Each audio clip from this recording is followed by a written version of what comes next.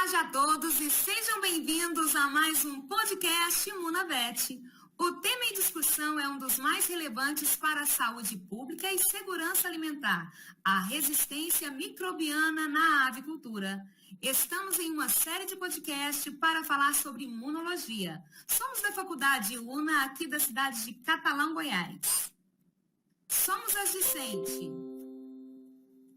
Alane, Anessa, Emily, Gesiele, Marília, Maria Luísa, Natália, Iara e Samara. Esse é um podcast para nos guiar aqui nessa conversa. Vamos ter a professora Ana Maria. E esse podcast é para o C de Agravos, proposto pela professora Arlinda Flores Coleto. A doutora Ana Maria é graduada em Medicina Veterinária com residência médica em Patologia Animal pela União Pioneira de Integração Social, com mestrado e doutorado em Ciência Animal pela UFG, com a realização da modalidade Doutorado Sanduíche na Universidade da Geórgia. Ela é professora da Escola de Veterinária e Zootecnia da UFG.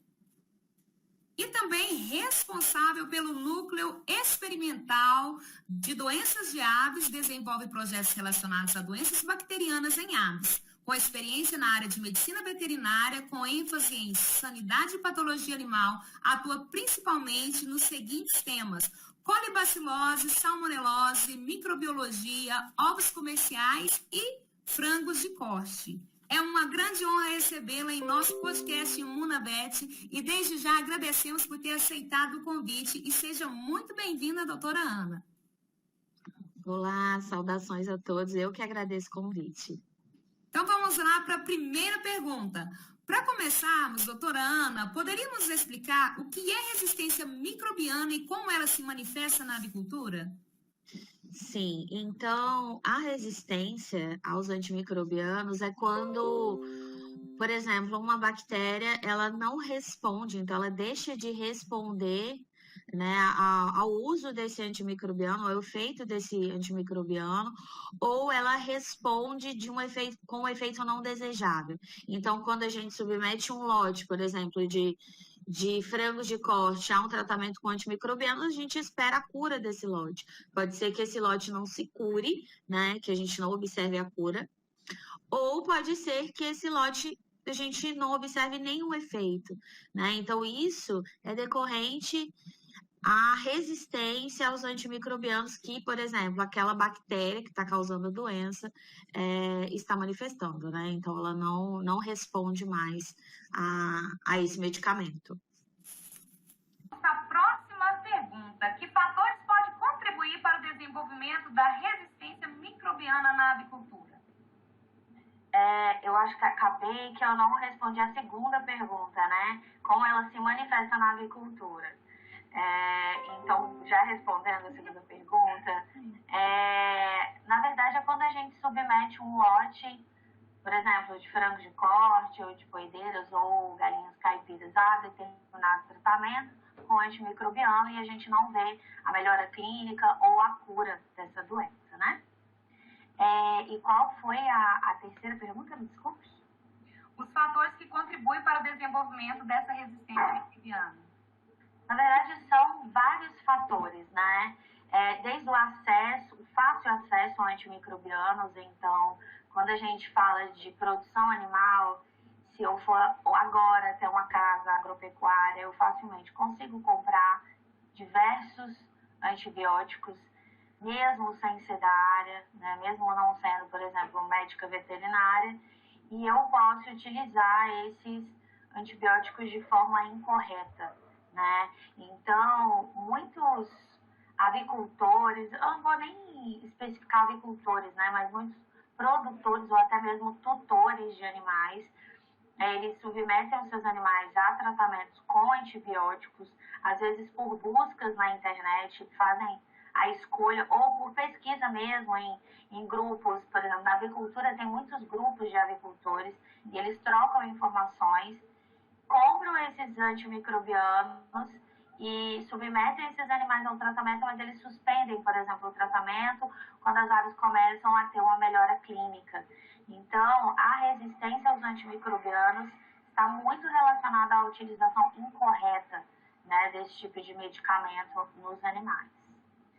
Então, assim, além desse uso excessivo de antibióticos, né, eles não conseguem seguir o protocolo correto, né, às vezes até por uma economia de comprar mais antibióticos, no caso que foi prescrito, né, e também as questões, pode falar um pouco para a gente sobre as questões das condições precárias da criação, também pode afetar?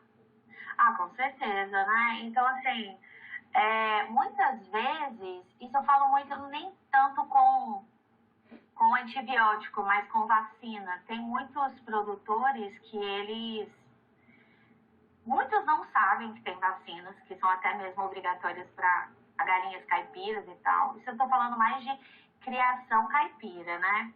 Quando a gente fala de criação industrial, aí sim tem uma maior fiscalização, tem um médico veterinário que é responsável técnico, né? Então, assim, a maior parte da minha abordagem está relacionada à criação de galinha caipira. Então, por exemplo, voltando ao uso de vacinas, se eu compro uma vacina e eu vou utilizar nas minhas aves, né? Vou administrar essa vacina. E a água não é de qualidade, né? Então pode ser que a minha vacina seja inativada. Então a mesma coisa pode acontecer, só que não de forma tão frequente, quando a gente fala de alguns antibióticos que são administrados via água, né? Então, você tem que ter muita cautela com a administração, com a forma de armazenamento desses medicamentos e também você tem que fazer uma avaliação sobre o seu lote.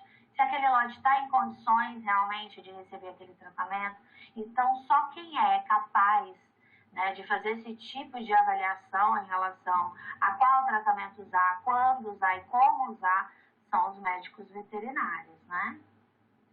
E pode falar para a gente também um pouco sobre a falta de medidas de biossegurança, pode ter influência? Com certeza.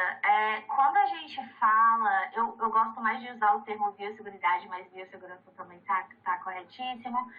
Mas quando a gente fala de falhas de biosseguridade na avicultura, isso torna qualquer plantel avícola, seja de postura, de corte ou caipira, mais vulnerável a diferentes enfermidades, né? Então, por exemplo, compra de animais, voltando às criações caipiras, compras de animais em feiras livres. Eu vou comprar um galo.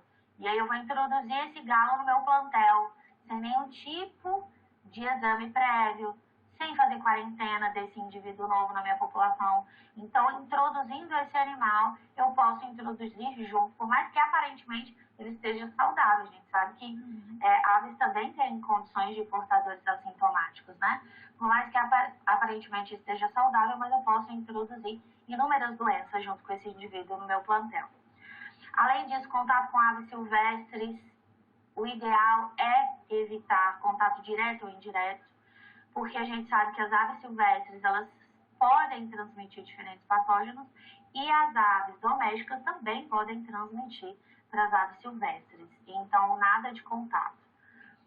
Eu mesma, né, como trabalho com sanidade de aves, eu atendo diariamente aves doentes. Eu não posso fazer visitação. Aqui na UFG a gente tem galpão de frango de corte, a gente tem também galpões de aves de postura. Eu não posso, no mesmo dia que atendo uma ave doente no meu laboratório, fazer uma visitação nos galpões que tem animais saudáveis, né? Então, são todos procedimentos de biosseguridade, como vermifugação, vacinação, isolamento dessas aves, que tem que ser seguido de forma correta para a gente evitar inúmeras enfermidades, né? E lógico, quando a gente fala de criação, né, o período de carência, se eu tratei um animal, se eu tratei um lote com algum antimicrobiano, eu sempre tenho que respeitar o período de carência. E tem alguns antimicrobianos que são proibidos, né, para determinados tipos de criação. Então, isso tem que ser seguido mesmo de forma bastante criteriosa para evitar problemas, tanto no momento como problemas futuros, né? E dentro dessas medidas de biosseguridade, me parece, me corrija se eu estiver errada, que até os funcionários desses galpões, eles não podem ter ave em casa, é isso? Isso. Então, assim, uma das principais perguntas, né, quando você está fazendo uma entrevista de emprego para um funcionário que vai trabalhar na avicultura, né, ali no tratamento, seja direto ou indireto com as aves, é se ele tem outras aves em casa, sejam aves domésticas ou aves silvestres, né, que são criadas como pets não convencionais, tal, como papagaio, por exemplo. Então, a pessoa jamais pode ter contato e ela tem que ter muito compromisso, ela tem que ter ciência que aos finais de semana ela não vai poder ir para casa de alguém que tenha galinhas, vai ter contato com esses animais. Então, para vocês terem noção, isso cabe até demissão por justa causa. Se a pessoa trabalha na avicultura e o chefe descobriu que essa pessoa teve contato com aves caipiras, por exemplo, galinha caipira. Então, cabe demissão porque é um risco constante, né? É um risco muito alto. Se eu tenho contato com aves caipiras e eu trabalho dentro de um galpão com 15, 20 mil frangos de corte. Então, eu posso acabar introduzindo uma enfermidade ali e todas essas aves ficarem doentes, né? Então, capaz que até no próprio contrato, então, desses trabalhadores já vem, né, já entra sabendo, né? Sim, todos têm no contrato. Existe, assim, um aumento da mortalidade de aves pelo uso de antibióticos, assim, exacerbadamente, e aí quando nenhum antibiótico pode agir, né, naquele sistema, cria, como é que fala, imunorresistência?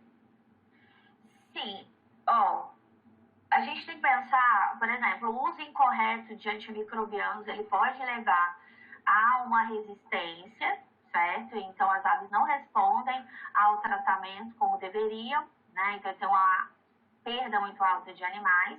E também, por mais que, vamos supor que o lote ele esteja respondendo a esse tratamento, né?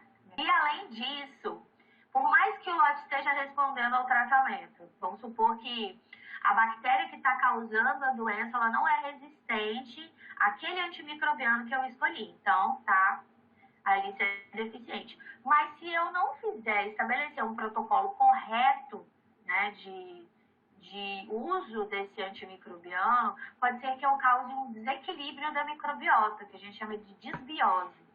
E a disbiose, ela pode levar a alguma doença oportunista, como um tipo de clostridiose, que é chamada de enterite necrótica. Então, o Clostridium perfringens, ele faz parte da microbiota. Mas se eu submeter um lote de frangos de corte a um tratamento muito prolongado com antimicrobiano, pode ser que essa população de Clostridium perfringens ela aumente muito e esse Clostridium, que até então estava em equilíbrio, comece a causar uma doença, que é uma doença grave em frangos de corte, né? Então, por isso que a gente tem que ter muita cautela na utilização de antimicrobianos, né? E essa utilização, né, de antimicrobianos pode até colocar em risco a saúde humana, doutora? Com certeza. Porque, assim, o que a gente tem que pensar? Da mesma forma que essa resistência, ela passa de um indivíduo da mesma espécie para outro, também pode passar para a gente, porque a gente consome produtos de origem animal, né? De origem vegetal. Então, quando a gente pensa na resistência aos antimicrobianos, não é só um problema animal, mas também, com certeza, um dos maiores problemas em saúde pública, né? Então, se a gente diminuir ou ter um maior investimento, né, em tentar minimizar, né, essas bactérias multiresistentes ou conscientizar a população em relação à utilização correta de antimicrobianos, com certeza a gente vai ter um efeito direto na saúde pública e isso promove a saúde pública, né? Diante desse cenário preocupante, né, que a gente viu, quais são as possíveis soluções que podemos buscar para combater essa resistência microbiana na avicultura? Bem, primeiro a conscientização da população, que eu acho que é uma das coisas mais difíceis, né? Então, conscientizar o produtor, né, do risco, né, que um tratamento com antimicrobiano feito de forma incorreta pode trazer não só para a população animal, mas também para a população humana. Eu acho que uma das coisas que está funcionando muito quando a gente fala de saúde pública é a restrição de venda de antimicrobianos em farmácias, né? Então, a gente sabe que, lógico, não é 100%, mas a grande maioria das farmácias não vende mais antimicrobianos sem prescrição médica. Então, eu acho que se a gente trouxer isso para a medicina veterinária, para as agropecuárias, mas para isso vai precisar de fiscalização, a gente consegue minimizar bastante, né? E é o que tem que ser feito, porque eu gosto muito de falar isso para os meus alunos, que a velocidade que essas bactérias estão ganhando resistência aos antimicrobianos não é a mesma que a gente está produzindo novos fármacos, né? Então, a gente tem que buscar estratégias. Outras coisas, estratégias mesmo, né, que a gente pode ter é a utilização de outras substâncias como antimicrobianos. Então, tem muitos fitoterápicos que estão sendo pesquisados, óleos essenciais, a utilização também de pré e probióticos, né? Então, eu acho que isso tudo vem sendo pesquisado para tentar substituir os antimicrobianos ou diminuir a utilização de antimicrobianos na avicultura. Pensando assim na promoção da saúde dessas aves, existe alguma medida de prevenção mesmo a doenças, uma boa nutrição, alguma coisa relacionada assim? Quando a gente fala em prevenção de enfermidades, eu acho que a principal coisa na avicultura industrial é a biosseguridade, né? Então, se eu tiver um programa de biosseguridade bastante rigoroso na minha avicultura, não vai ter introdução de patógenos ou minimiza bastante a introdução de patógenos. E o que já está sendo utilizado de forma rotineira são os probióticos e prebióticos, né? Então, tentar manter essa microbiota intestinal sempre em equilíbrio, porque microbiota e equilíbrio é sinônimo de imunidade, né? De saúde. Então, eu acho que essas são as principais estratégias, né? Que já estão desenvolvendo, então, novas alternativas, né, ao uso de antimicrobianos, né, ao invés de sempre usar. Excelente. Meninas, vocês têm alguma pergunta para a doutora?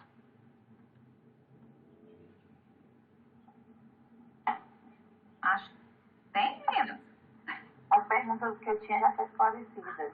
Ah, que bom, então, Samara. Então, doutora Ana, você pode deixar alguma mensagem final para os nossos ouvintes? Sim, eu fico muito feliz, né, pelo convite, pelo tema, né, resistência aos antimicrobianos na avicultura. Então, isso mostra uma preocupação dos graduandos, né, em medicina veterinária e nas áreas afins, com um tema que é tão importante tanto para os animais quanto para a saúde pública, né? Então, é sempre bom ver alunos preocupados aí, e eu tenho certeza que vocês já, quando formados, eu sei que tem alunos de diferentes períodos, né? Mas quando formados, vão nos auxiliar aí no combate à utilização indiscriminada de antimicrobianos não vou nem falar produção animal, né? Mas na medicina veterinária, né? Okay. Então, nós iremos agradecer, né? Nós que agradecemos imensamente. As suas informações foram valiosíssimas, né? Tivemos bastantes insights aqui. E que possamos cada vez mais compartilhar informação, né? Para poder contribuir para a construção de uma avicultura cada vez mais sustentável e responsável e garantir a saúde das aves, da segurança alimentar e principalmente da saúde pública. Muito obrigada, doutora Ana. Eu que agradeço. E até mais no nosso próximo podcast em Monavet. Tchau.